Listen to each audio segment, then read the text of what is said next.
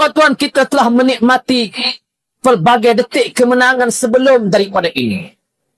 Kita melihat bagaimana di negeri Sabah Pakatan Harapan sudah ditolak total oleh rakyat negeri Sabah.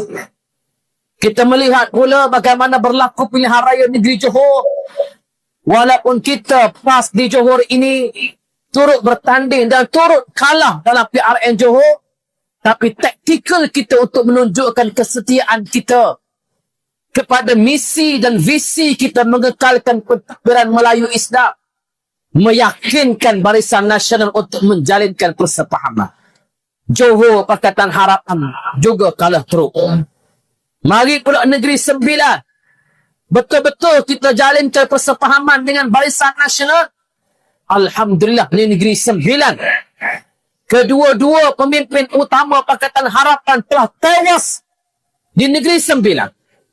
Anthony Lok tewas di Cenah. Menteri Besar Negeri Sembilan tewas di Linggi, yang menyebabkan Pakatan Harapan berkubur. Ada nisannya di Negeri Sembilan. Alhamdulillah, tahniah. Saya rakamkan ucapan tahniah Ketua Penerangan PAS Negeri Sembilan. Ada bersama kita pada kali ini. Saya tak tahulah boleh masuk ke tidak lagi pejabat sesuai SUT Negeri Sembilan. Kalau ada, bagi-bagilah sikit. Tuan-tuan sekalian, Ketua Penerangan Negeri Sembilan, saya ucapkan tahniah.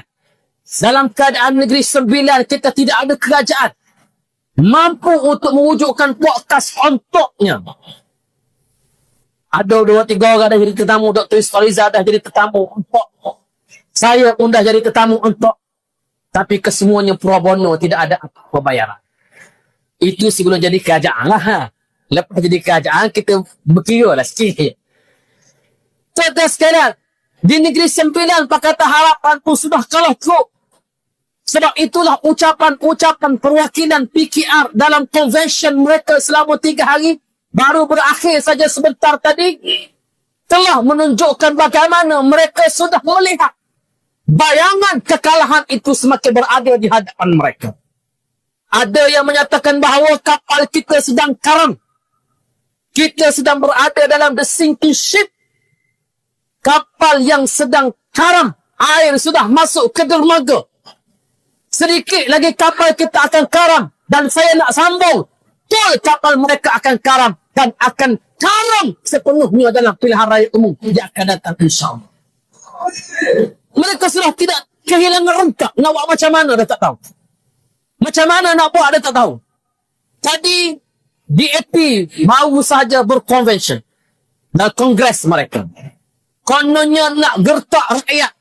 Kononnya nak bagi tahu rakyat DAP sedia keluar daripada kerajaan. Kononnya nak keluar daripada kerajaan, nak larikan diri daripada kegagalan kerajaan Pakatan Harapan. DAP cuba nak lepaskan diri mereka daripada segala kegagalan kerajaan Pakatan Harapan. Lalu mereka keluarkan satu option. Hari ini mereka akan buat keputusan nak keluar atau tidak daripada kerajaan. Perwakilan DAP yang berucap sebentar tadi, tengah hari tadi, hampir sepenuhnya menyampaikan ucapan tak nak keluar daripada kerajaan. Nak keluar macam mana, dah jadi menteri dah. Dah jadi menteri. Kita pun yakin dan saya pun percaya DAP tidak akan keluar daripada kerajaan. Kerana kalau mereka keluar daripada kerajaan pun mereka akan kalah dalam pilihan raya umum yang akan datang. Kalau mereka keluar pun mereka akan kalah. Jalan di hadapan Pakatan Harapan sekarang ini cuma ada 2 kemungkinan sahaja. Sama ada mereka kalah ataupun mereka akan kalah teruk dalam pilihan raya yang akan datang. Itu saya tulis dalam Facebook tadi, melompat-lompat geng-geng Pakatan Harapan. Tuan-tuan sekalian, jalan kemenangan itu insya-Allah semakin lama semakin hampir. Tapi kita tidak tahu lagi apakah silat tari yang akan dimainkan oleh Anwar Ibrahim selepas daripada ini. Dia cuba angkat isu RCI tabung haji. Nak tekan pemimpin-pemimpin UMNO dan Barisan Nasional. Kalau kamu masih lagi nak lawan kami, ini RCI tabung haji. Kononnya menjadi the last bullet, menjadi peluru terakhir untuk menyerang Barisan Nasional dalam pilihan raya Negeri Sembilan yang lepas. kita buat kajian RCI isu ini tidak akan ditelan oleh pengundi Negeri Sembilan. Betul, langsung tidak ada kesan. Kononnya nak tunjuk serius, dia isytihar awal-awal bahawa akan ada sidang khas pada 11 Ogos baru-baru ini. Nak buat sidang khas 11 Ogos baru. Tiba-tiba datang pada waktu sidang, Perdana Menteri pun tak hadir. Dia buat kenduri, dia tuan rumah, kita pergi tuan rumah pun tak ada. Kita kata tangguhlah ke hari yang lain. Perdana Menteri sakit pula sakit teruk dalam dia tak tahu sikit. Degah apa hernia apa orang lain.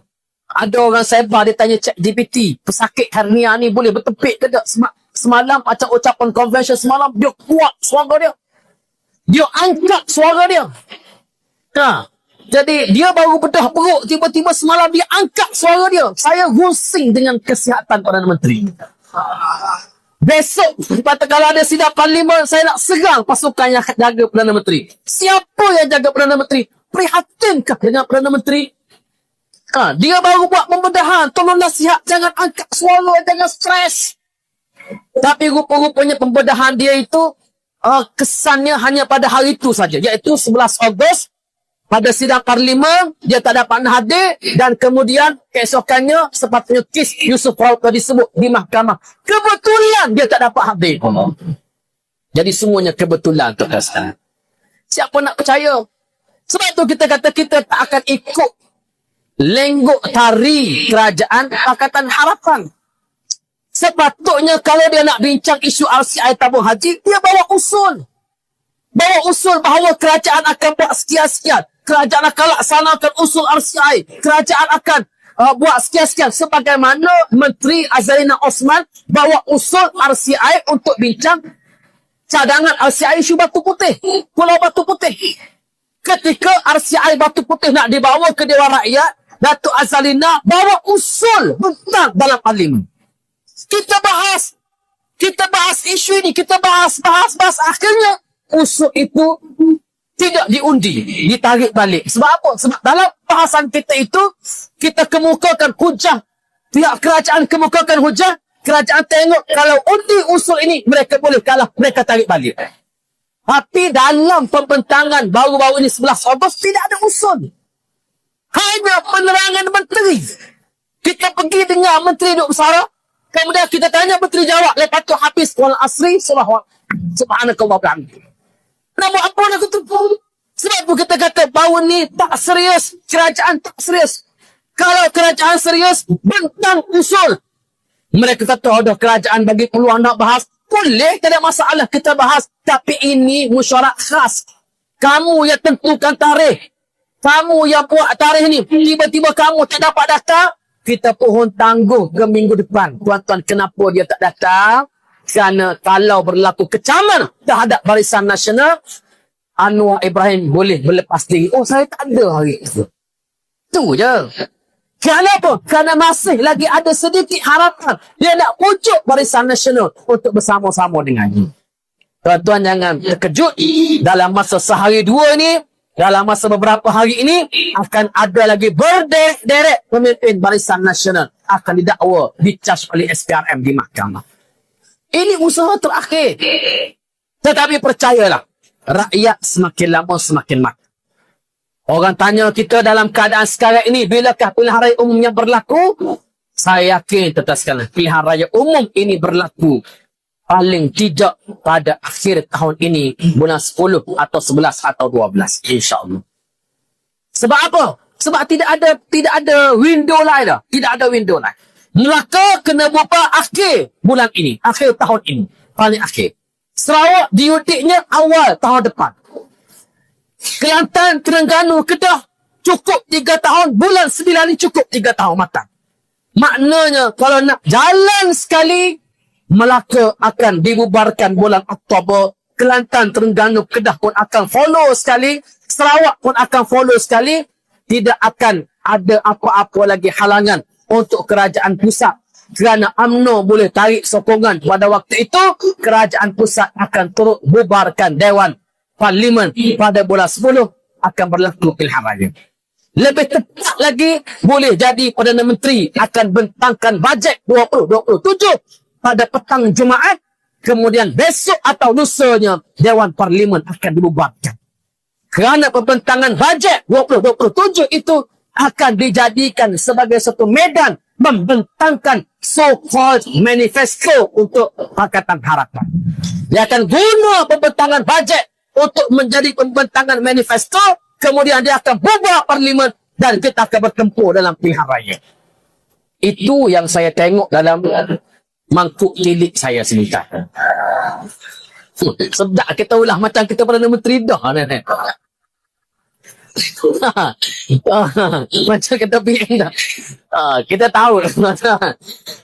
Tapi itu paling tidak. Boleh jadi lebih awal. Kalau Melaka bubar lebih awal, mungkin minggu depan atau 2 minggu lagi, Kelantan, Terengganu, Kedah payah sikit nak follow. Sebab dia tak cukup 3 tahun. Kita cukup 3 tahun bulan Ogos. Tetapi bulan Ogos tu pilihan raya. Sidang Dewan Undangan Negeri yang pertama, kebanyakannya ialah pada akhir bulan 8, awal bulan 9. Jadi itu baru cukup 3 tahun. Tengok pada situasi keadaan sekarang ni, saya tidak rasa bahawa Melaka akan bubar pada bulan ini. Mungkin bulan depan, mungkin 2 bulan lagi. Dan kalau bubar pada masa itu, di peringkat PAS kita telah setuju dalam mesyuarat kita, kalau Melaka bubar pada waktu kita telah cukup 3 tahun, kita bubar serentak Kelantan, Terengganu, Kedah. Kalau Terengganu, Kedah bubar, Perlis yang sudah cukup 3 tahun pun akan turut bubar. Bila bubar, insya-Allah Selangor pun akan turut sekali bubar juga Selangor. Dan kita tengok bagaimana di Selangor mood berkerajaan sudah cukup hebat. Tahniah kepada PAS Selangor, Tuan Faizal pun ada sekali. Semalam pelancaran jentera pilihan raya PAS Selangor cukup hebat di Tanjung Karang. InsyaAllah Convention Mujahid Cyber pada waktu kita menjadi kerajaan, nanti kita minta dibuat di bangunan Sultan Salahuddin Abdul Aziz Shah di Shah Alam. Itu ketua penerangan PAS Selangor lah tanggung pula. Tuan-tuan, kenapa saya bacakan ayat sebentar tadi? Kenapa saya bacakan ayat sebentar tadi? Mujahid Cyber umpama hud-hud di dalam perjuangan pada hari ini.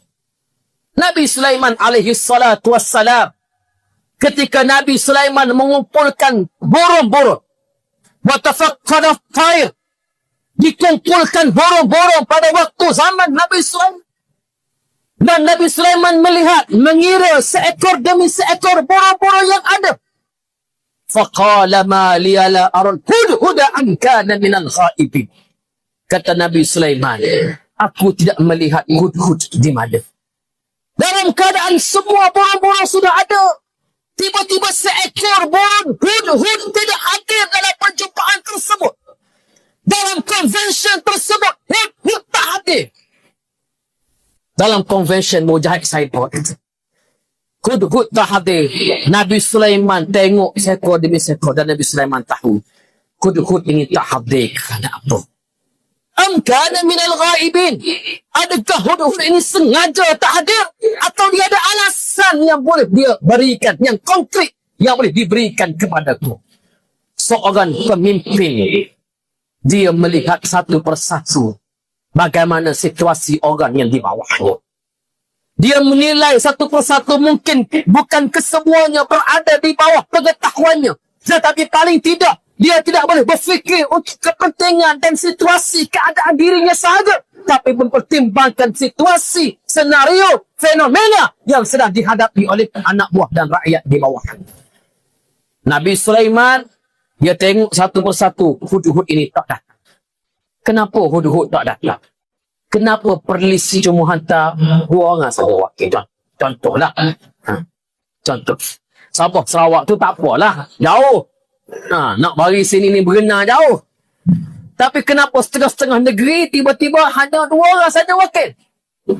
Kenapa ada negeri hantar ramai tapi selepas makan tengah hari separuh tak ada wakil negeri tersebut? Adakah kerana negeri itu terlampau dekat dengan tempat kita? Contohnya. Sebut tu tak sebut lagi sebab saya nak balik dalam keadaan selamat. Takut orang sekap tengok adalah. Tuan-tuan, hud-hud tidak hadir dalam perjumpaan tersebut. Nabi Sulaiman tahu dan Nabi Sulaiman notice. Nabi Sulaiman berkata, "Law azibannahu azaban syadida." Sama ada aku akan sembelihnya kalau dia ingkar perintah aku, aw la asbahannahu, akan azabnya, atau akan sembelihnya, aw la ya'tiyanni bisultanin mubin, atau dia datang dalam keadaan membawa peringatan, membawa alasan. Famakasa ghaira ba'id. Lalu dalam keadaan duduk tak lama, dalam keadaan duduk tidak lama, faqala ahaqqu bima lam tuhitu bih. Hudhud pun datang menghadap Nabi Sulaiman. "Wahai Sulaiman, aku bima lam tuhitu bih. Aku mendapat berita yang kamu tidak tahu, wahai Sulaiman.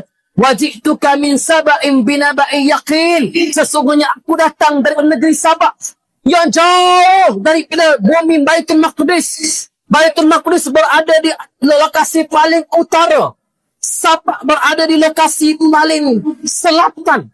Sekarang ini ialah negeri Yaman, berada di lokasi paling bawah.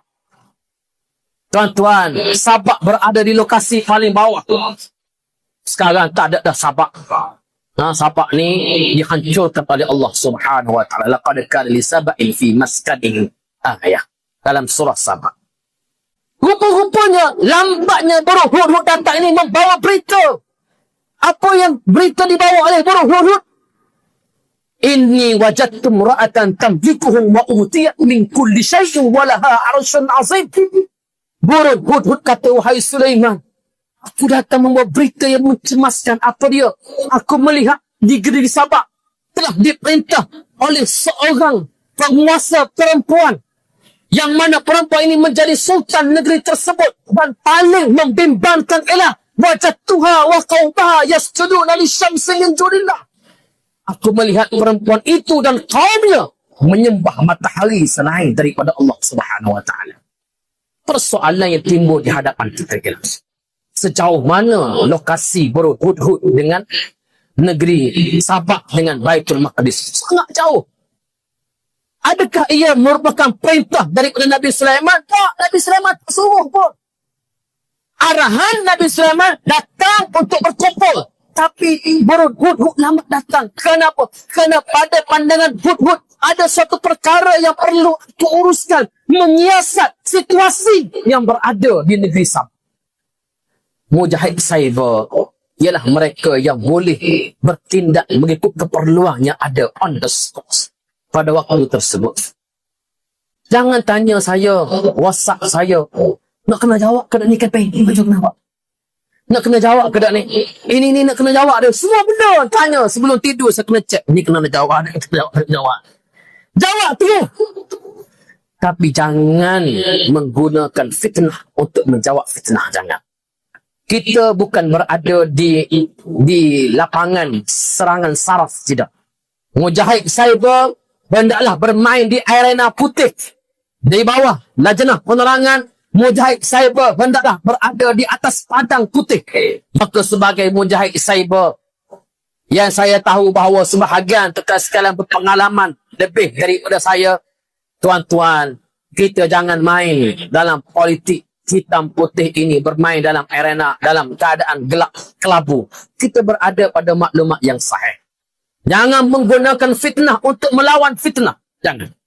Jangan menggunakan fitnah untuk nak melawan balik fitnah. Mereka menggunakan fitnah. Yang di sebelah sana mereka menggunakan fitnah. Kenapa kerajaan ini semakin dibuang oleh rakyat? Kerana rakyat tahu benda pertama sekali kegagalan Pakatan Harapan ialah gagal menunaikan janji. Itu saja sebabnya. Sebab itu percayalah kata sekarang, apabila kerajaan Pakatan Harapan tewas dalam pilihan raya umum yang akan datang, insya-Allah mereka akan dibuang oleh rakyat pada tempoh masa yang sangat lama, insya-Allah. Akan hilang dah individu-individu seperti Datuk Seri Anwar Ibrahim. Dia akan hilang daripada radar rakyat. Pemimpin-pemimpin DAP akan hilang daripada radar rakyat. Kalaupun akan menjadi ancaman, ialah wajah-wajah baru seperti Datuk Seri Rafizi atau orang seperti Syed Saddiq, orang-orang seperti ini akan menjadi pencabar baru kepada kerajaan Perikatan Nasional. Ini telahan saya. Sebab orang buang dah. Sekarang ni tuan, kalau kita biasa baca media sosial, yang berbahasa Cina, bahasa Mandarin. Yang DAP sebut pun sudah yang pemimpin DAP kata apa pun, kita tengok komen-komen mereka yang dalam bahasa Cina pun marah kepada pemimpin DAP. Betul tak, Tuan? Marah. Dia punya bahasa tu kita tengok satu-satu. Yalah, kita tengok translasi. Dia punya translate dia lah. Saya pandai bahasa Cina ni. Tapi tengok translate pun dia marah kepada pemimpin DAP. Kesilapan pemimpin Pakatan Harapan ialah gagal untuk menunaikan janji. Sebab itu Datuk Seri Anwar Ibrahim sekarang bila dia berucap sakau, orang tak terima. Orang tu ulang balik, guru, hentikan guru, letak jawatan lah, guru. Orang tak terima dah. Sebab 3 tahun duduk dalam kerajaan, kita melihat dia tidak melaksanakan apa yang dia janjikan. Sebab itu, tuan-tuan sekalian, PAS hari ini perlu melihat agenda. Kalau kita jadi kerajaan, apa yang kita nak buat? Berhati-hati dalam berjanji. Jangan duk janji macam-macam, jangan. Mujahid cyber jangan buat. Jangan fit. Janji-janji yang tak pernah dilontarkan oleh pemimpin-pemimpin kita. Di peringkat pimpinan sendiri, hendaklah berhati-hati. Jangan duk lontarkan janji. Kenapa? Kerana janji-janji ini selepas kita jadi kerajaan akan dipersoalkan balik kepada kita. Jangan duk buat janji tol akan dimasukkan dan sebagainya. Rakyat tidak melihat kepada angka KDNK sahaja. Rakyat tidak melihat kepada angka pelaburan semata-mata. Rakyat melihat berapakah harga seekor ayam pada hari ini. Rakyat melihat berapakah harga 1 kilogram minyak pada hari. Rakyat melihat berapakah wang boleh belanja yang masuk ke dalam poket mereka setiap bulan. Ini yang menjadi teka-teki dan juga persoalan kepada rakyat. Tuan-tuan yang saya kasih sekalian, buruh hudud ini tidak berhenti begitu saja. Bila dia menyampaikan berita, dia sampaikan yang sepatutnya. Dia bukan menyampaikan berita yang sejak dia dengar semata-mata. Mujahid cyber perlu menjadi ejen yang menyampaikan berita yang betul kepada pimpinan. Sampaikan berita yang betul kepada pimpinan. Burung hudud kata, wahai Sulaiman, kerajaan itu kerajaan yang kuat. Kerajaan itu sujud kepada matahari. Nabi Sulaiman bila mendengar kata itu, Nabi Sulaiman ambil tindakan segera. Apa dia? Hantar surat. Wahai hudud, kata Nabi Sulaiman kepada hudud ini, disebut dalam Al-Quran, izhab bi kitabi haza fa'alqih ilaihim summa tawalla anhum fanzur maza yarji'un. Wahai hudud, kamu ambil surat ini, kamu terbang pergi balik ke negeri Sabak, bawa surat ini dan bagi kepada perempuan tersebut yang disebut namanya sebagai Balqis. Walhal nama Balqis ini tidaklah ada riwayat di dalam mana-mana yang sahih di dalam Al-Quran. Allah Ta'ala sebut imra'ati, perempuan. Hud ini 2 kali letih, tuan-tuan sekalian. Letih dah datang ke tempat Nabi Sulaiman. Tiba-tiba takkan tak ada orang lain pun, lajnah lain ada lagi. Ada lagi lajnah lain ni. Saya baru sampai ke sini ni. Aku je sampai di komplek besar ni. Balik kepada perhubungan, kena pula buat ke sini. Nabi Sulaiman kata, wahai hudud, kamu tahu jalan, kamu tahu mana istana dia, kamu ambil surat ni, pergi kepada dia.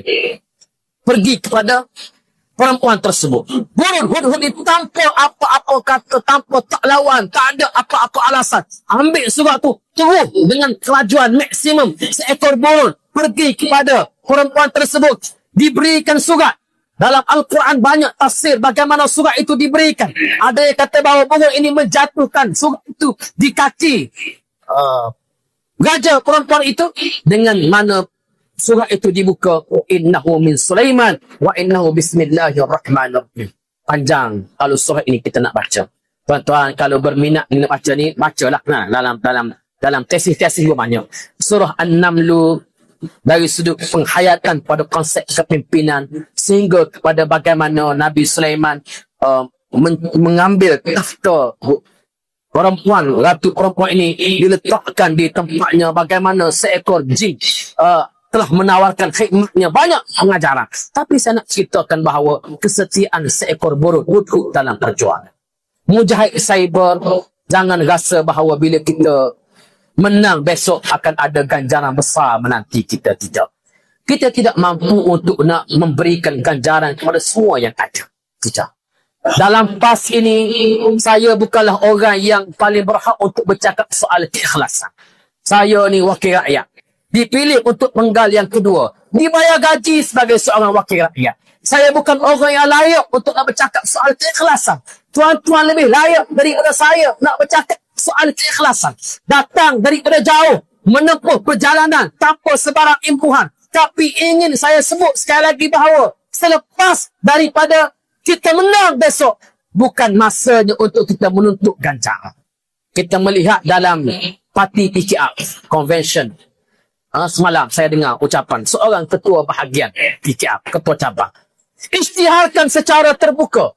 Minta supaya ketua-ketua cabang dinamakan sebagai calon pilihan raya lebih awal untuk memberikan masa untuk bergerak dalam bersedia untuk pilihan raya. Rupa-rupanya duk sungguh nak jadi ketua cabang, nak jadi calon pilihan raya je rupanya. Itu je rupanya. Nak bersungguh jadi ketua cabang, nak jadi calon pilihan raya. Sebab itu kita melihat dalam convention PKR Kongres DAP hari ini, selama 3 hari ini, tuan-tuan sekalian, Kongres PKR dan Kongres DAP ini memberikan kita keyakinan bahawa kedua-dua parti ini tidak bersedia untuk hadapi pilihan raya dan insya-Allah mereka akan kalah sekalah-kalahnya dalam pilihan raya umum yang akan datang. Tinggal lagi ialah bagaimana ruang kerjasama kita dengan Barisan Nasional. Itu serah kepada pimpinan. Bukan senang kita sekarang. Di Melaka, Barisan Nasional nak 21 kursi. 21 kursi di Melaka. Saya pergi ke Melaka. Buat perjumpaan dengan jentera penerangan PAS Melaka minggu lepas. Penuh. Orang je bawa tu saat bila kata, penuh lagi lah pun ni program dalaman parti ramai makin habis. Kita buat program pertemuan dengan penerangan PAS Melaka minggu lepas. Penuh. Ramai lah penuh. Ramai daripada ni lagi. Melaka ni tu sangat bukan Negeri Sembilan ni orang tak. Negeri Sembilan biasa lah ramai tu. Sebab negeri pun Sembilan tu. Saudara Nazir bentang soal operasi penerangan. Kena ada ni. Belum semua. Besar soalan. Berapa kursi kita akan bertanding? Itu rupanya nak tanya. Jadi ramai itu mari nak tanya. Berapa kursi sebenarnya kita akan bertanding? Kita nak sebut soal teknikal. Tuan-tuan sekalian, soal kursi ni serahlah kepada pimpinan macam mana kita nak bincang. Kalau Melaka dia nak 21 kursi, kerana dia menang dah 21 kursi ni, kalau itu perbincangannya, kau nak ambil dah 21 kursi. Tapi syarat dia di Terengganu kamu tak boleh minta. Betul tak tuan-tuan sekalian? Di Terengganu, UMNO tak boleh minta. Di Kelantan, UMNO cuma boleh minta paling tidak 3 kursi saja. Di Galas, Negeri dan Kota Lampung. Di Kedah berapa kursi UMNO? Kosong kursi UMNO di Kedah. Sedia ke tak sedia? Dia perlu jangan minta. Mana masalah? Boleh je. Kita pun suka kan? Orang Kedah lagi setuju. Setuju je orang Kedah tak ada masalah. Jadi kalau kamu tak nak bagi di Melaka, jangan minta di Kedah. UMNO Barisan Nasional tidak ada lagi U-turn. Tak ada lagi no way back. Tak ada dah. Nak balik semula. Tak boleh. Kalau dia balik semula sekarang, dalam apa jua keadaan, insya-Allah rakyat akan bersama. Let's say dalam pilihan raya umum yang akan datang, UMNO tiba-tiba kata kami batalkan kerjasama dengan Perikatan Nasional. Kami nak balik kepada Pakatan Harapan. Pun insya-Allah rakyat akan tolak mereka. Sebab rakyat keliru dah. Apa sebenarnya mereka nak? Apatah lagi kalau mereka kata kami tak nak dengan Perikatan Nasional. Kami nak duduk dalam keadaan solid. Kita bertembung 3 penjuru. InsyaAllah kalau mereka buat lagu ni, Barisan Nasional akan terkubur lebih awal. Betul tak tuan-tuan sekarang? Sebab itu, ini strateginya. Sebab kita telah memperlihatkan keikhlasan kita. Dalam pilihan raya negeri Johor, orang Johor Allah. Hati. Apa ni kita bertanding, tiba-tiba bagi sokongan kepada Barisan Nasional. Kita mengumumkan untuk bertanding sebab memberikan peluang kita turun ke bawah untuk berkempen. Asalnya kita nak buat sepahaman dengan Barisan Nasional di Johor. Tapi ada kuasa-kuasa yang tak boleh kita sebut secara terbuka yang menjadikan persefahaman ini tidak menjadi satu kenyataan. Antara lain, minta supaya kita bertanding di atas lambar dacing. Nak ke tak kita bertanding lambar dacing? Kita memang kesepahaman dengan Barisan Nasional, tapi payah ni tuan-tuan sekalian ni. Payah. Nak bertanding lambar dacing ni susah sikit. Jadi kita tak tanding lah. Maka dia jawab berlaku lagu tu. Tapi dalam keadaan tengah bertanding dalam pilihan ini, dalam kehangatan kempen, kita boleh announce secara terbuka. Pengundi-pengundi kita di tempat kita tak bertanding, undi Barisan Nasional. Bila kita kata lagu tu, pengundi kita di tempat kita bertanding pun akan baca mesej ini ialah daripada kita undi PAS, daripada kita undi Perikatan Nasional, baik kita bagi kemenangan total kepada Barisan Nasional. Betul tak? Kita berfikir lagu tu, tapi kerana kita betul-betul nak menunjukkan keikhlasan kita, kita buat pengumuman macam tu. Rakyat nampak bahawa kita benar-benar nak supaya berlaku persefahaman. Tiba-tiba sampai tengah jalan, katalah Barisan Nasional, kata tak jadilah dengan apa kata dengan Perikatan Nasional, nak dengan apa kata harapan. Rakyat akan tolak mereka. Percayalah, rakyat akan tolak. Benar, ketua-ketua bahagian boleh bertanding. Boleh bertanding, tapi setakat bertanding lah, menang, mereka tak menang. Saya rasa kalau berlaku lagu tu, yang paling gembira ialah PAS Negeri. Faham gembira lah ni. Betul tak sana? Apa setuju benar ni bertanding 3 penjuru ni. Setuju tak? Tuan-tuan yang rahmati Allah, insya-Allah. Inilah perkara yang perlu untuk kita fahami strategi semasa. Yang paling penting, serahlah kepada kepimpinan kita untuk buat keputusan. Sampai masanya, sampai waktunya, iza ja'a nasrullahi wal fath wa ra'aitan nasa yadkhuluna fi dinillahi afwaja. Datang detik kemenangan, datang detik kemenangan kepada kita, kamu akan melihat bahawa manusia akan datang kepada kamu secara berpondok-pondok. Tak menang lagi pun. Orang ni isi borang. Saya di peringkat pertengahan ini pun, Datuk hubungi saya. Macam mana saya nak isi borang ni? Saya kata, hubungi SUA, sesuatu. Saya nak isi borang macam mana? Yang lebih istimewanya, selepas dia tanya, kalau saya isi borang ni, ada tak kursi mana-mana saya nak bertanding? Yang dah isi borang, dia lagi tanya terus kan. Dia tanya, ada kalau tak dapat yang dah menang dah, yang ada pun saya rasa saya boleh menyumbang untuk kemenangan. Letih nak manage. Letih nak urus ni, letih nak urus. Fasabbih bihamdi rabbika wastaghfir. Fasabbih bihamdi rabbika wastaghfir. Pada waktu itu pujilah nama Tuhan. Jangan rasa bahawa kemenangan datang kerana usaha kamu. Jangan rasa bahawa kerana kamu yang menyebabkan kemenangan. Pujilah Allah kerana kemenangan ini datang pada waktu kita berada dalam perjuangan. Kemenangan ini datang pada waktu kita sedang berada dalam perjuangan. Anak-anak muda, syukur kepada Allah. Anda dalam usia 20-an, 30-an, anda telah melihat PAS mula diterima oleh rakyat dan melangkah untuk mengisi kemenangan. Kita bukan berada pada zaman datuk, nenek, ayah, ibu kita yang pada waktu PAS mula-mula ditubuhkan, mereka berdepan dengan pemuda tahan lasak, mereka berdepan dengan sekatan fizikal, mereka berdepan dengan ancaman. Almarhum Tok Guru Ni Aziz pernah cerita kepada saya, balik dari satu ceramah pada waktu dia muda, disekak di tengah jalan, orang sekak dengan kayu, tak bagi lalu. Saya tak boleh nak lalu. Tak boleh nak lalu terus sekali. Ada pula orang cerita dalam keadaan duduk dalam keadaan ceramah, tak ada orang dengar tempat ni, tak ada orang dengar. Gelak-gelemak, tak ada orang dengar. Tapi ceramah juga. Kalau di negeri Kelantan pula ada jenis lepa telur masam. Lepa telur masam terus sekali. Macam-macam jenis cerita, kita tak berdepan dengan benda seperti itu.